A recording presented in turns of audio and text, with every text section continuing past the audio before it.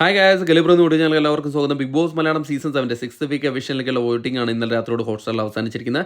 നമ്മൾ ഇന്നൊരു final unofficial voting status ആണ് നോക്കാൻ പോകുന്നത്. നമ്മുടെ മുമ്പിലുണ്ടായിരുന്ന 13 മത്സരാർത്ഥികളാണ്.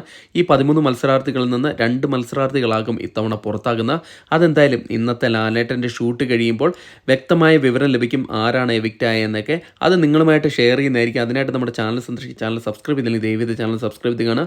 അതോടൊപ്പം നിങ്ങൾ ആരെയാണ് പുറത്താക്കാൻ ആഗ്രഹിക്കുന്നതെന്നും കൂടെ ഈ വീഡിയോയുടെ ഇടയിൽ കമൻറ്റായിട്ട് രേഖപ്പെടുത്തുക. വോട്ടിംഗ് അവസാനിച്ചപ്പോൾ 1ാം പൊസിഷൻ അത് അനുമോൾ തന്നെയാണ് തുടരുന്നത്. യാതൊരു മാറ്റമില്ലാണ്ട് തുടക്കം മുതൽ നല്ലൊരു മുന്നേറ്റം നടത്തിയ ഒരു മത്സരാർത്ഥിയായിരുന്നു. വോട്ടിംഗ് അവസാനിക്കുമ്പോൾ 24,709 വോട്ട് നേടി 1ാം പൊസിഷനിൽ തന്നെ തുടരുന്ന കാഴ്ചയാണ് കണ്ടിരിക്കുന്നത്. 2ാം പൊസിഷനിൽ അനീഷാണുള്ളത്. അനീഷും നല്ലൊരു മുന്നേറ്റം നടത്തി. അനുമോളുമായിട്ട് ഇഞ്ചോടിഞ്ച് പോരാട്ടത്തിൽ വന്ന മത്സരാർത്ഥിയാണ്. വോട്ടിംഗ് അവസാനിക്കുമ്പോൾ 22,600 വോട്ട് നേടി 2ാം പൊസിഷനിൽ സുരക്ഷിതമായി തുടരുകയാണ്. 3ാം പൊസിഷനിൽ ആദിലയാണ് ഉണ്ടായിരുന്നത്.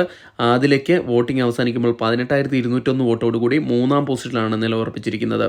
4ാം പൊസിഷനിൽ അക്ബർ ഖാൻ ആണുള്ളത്. അക്ബർ ഖാൻ ആദിലയുമായിട്ട് ഇഞ്ചോടിഞ്ച് പോരാട്ടം നടത്തിയെങ്കിൽ കൂടെ 4ാം പൊസിഷനിൽ തന്നെ സുരക്ഷിതമായി തുടരേണ്ട അവസ്ഥയാണ് വോട്ടിംഗ് അവസാനിക്കുമ്പോൾ കാണുന്നത്. 5ാം പൊസിഷനിൽ ബിന്നി സെബാസ്റ്റ്യൻ ആണുള്ളത്. ബിന്നി സെബാസ്റ്റ്യന് വോട്ടിംഗ് അവസാനിക്കുമ്പോൾ ഉണ്ടാകുന്നത് 13,834 വോട്ടോട് കൂടി 5ാം പൊസിഷനിൽ സുരക്ഷിതമായി തുടരുകയാണ്.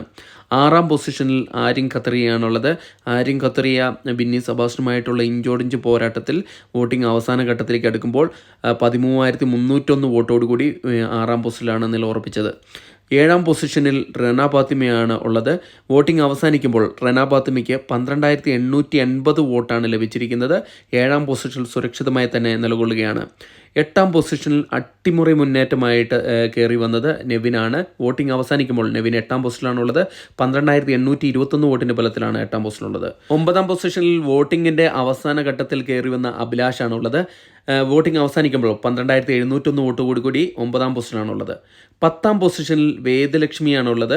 വേദലക്ഷ്മി വോട്ടിംഗിൻ്റെ അവസാന ഘട്ടത്തിൽ പിന്നിലേക്ക് വരികയാണ് ചെയ്തത്. വോട്ടിംഗ് അവസാനിക്കുമ്പോൾ 10ാം പൊസിഷനിൽ 12,680 വോട്ടോട് കൂടിയാണ് നില ഉറപ്പിച്ചിരിക്കുന്നത്.